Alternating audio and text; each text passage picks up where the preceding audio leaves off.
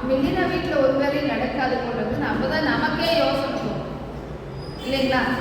ஏன் என்று சொன்னால் பெண்கள் எப்பொழுதுமே தன்னை பற்றி உயர்வாக நினைப்பது கிடையாது இல்லைங்களா? அந்த வீட்டினுடைய தலைவன் அப்படிப்பட்டவர் இப்படிப்பட்டவர் அப்படின்னு பெருமையா பேசுவதிலேயே நாம் பெருமை கொள்கிறோம் இல்லையா? நாம் திருப்தி அடைகிறோம், நாம சந்தோஷப்படுறோம் இல்லைங்களா? இந்த மனசு ஆண்களுக்கு இருக்குதான்னு கேட்டா இருக்கிறதே கிடையாது, அது நமக்கே தெரியும் இல்லைங்களா? அம்பாள் பொறுமையே வடிவானவள், சக்தியே வடிவானவள், தியாகமே உருவானவள், சாந்த சொரூபிணியாக அமர்ந்து கொண்டு இந்த உலகத்திற்கெல்லாம் அர்ப்பணித்து கொண்டிருப்பவள் அம்பாள் இல்லையா? இப்ப அம்பாளை வழிபட வழிபட இந்த தன்மையெல்லாம் நமக்குள் வர ஆரம்பிக்கும். இந்த தன்மை நமக்குள்ள வரும் பொழுது என்ன ஆகுதுன்னா குடும்பத்திலே இருக்கக்கூடிய பிரச்சனைகள் கொஞ்சம் கொஞ்சமாக குறைந்து வரும்.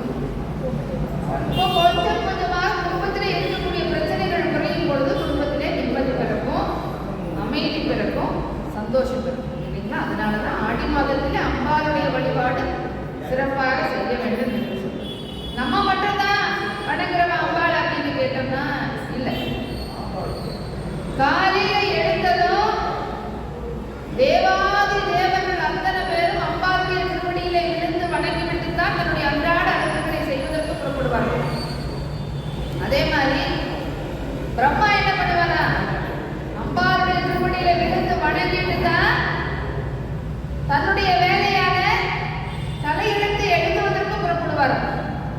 என்ன வேலை பிரம்மாவுடைய வேலை? எல்லாருடைய தலையிலையும் கபாலத்திலையும் தலையிடத்தை எழுதுவதுதான் பிரம்மாவுடைய வேலை இல்லையா? ஒரு உயிரை படைப்பாரு, படைச்சு கபாலத்தோட தளபதி எல்லாம் எழுதுவாரு, எழுதி பூலோகத்துக்கு அனுப்புறது பிரம்மாவுடைய வேலை இல்லையா? எப்படி இருக்கும்? ஒரு சிலரோட தலையெழுத்து பார்த்தீங்கன்னா எப்படி இருக்குன்னா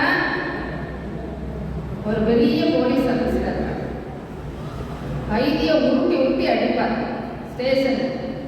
வீட்டுக்கு போனா அந்த அம்மா இவரை உருட்டி உருட்டி அடிச்சு இல்லையா? அப்படி ஒரு தலையெழுத்து அவருக்கு.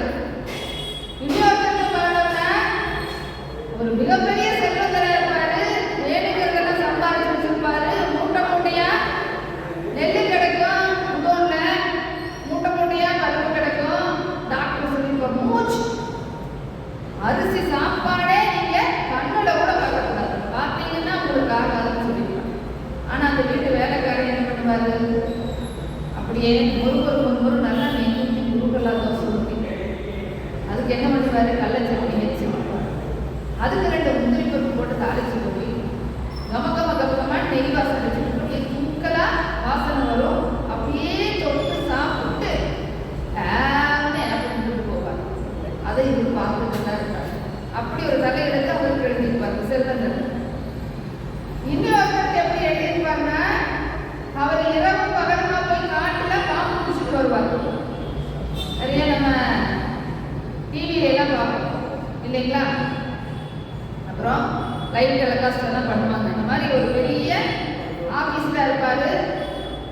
நைட்டும் டேவும் போயிட்டு காட்டுல எல்லாம் வேலை செஞ்சுட்டு பாம்பு பிடிச்சிட்டு வருவார். பிடிச்சி பொட்டியில் அடிச்சு